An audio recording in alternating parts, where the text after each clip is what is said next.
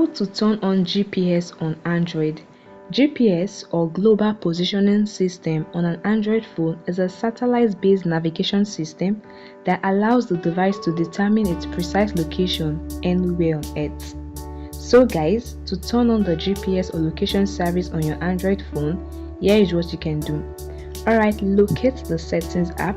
The Settings app is either on the home screen or the app drawer or the notification panel. Just tap on it to open it. In the settings menu, scroll till you find the option location and tap on it.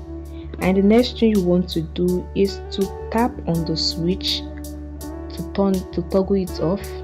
As you turn it on, the toggle may turn green just like this, or it may indicate that it is active, as you can see.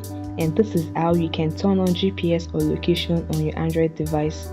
If needed, you can check the app that have permission to access location on your device. Just tap on app location permission. As you can see, 10 out of 38 apps on my device have access to location. I can just tap on it to view the apps that have the location permission. I can also tap on any one to remove them. And that is it. This is how you can turn on the location or GPS on your phone.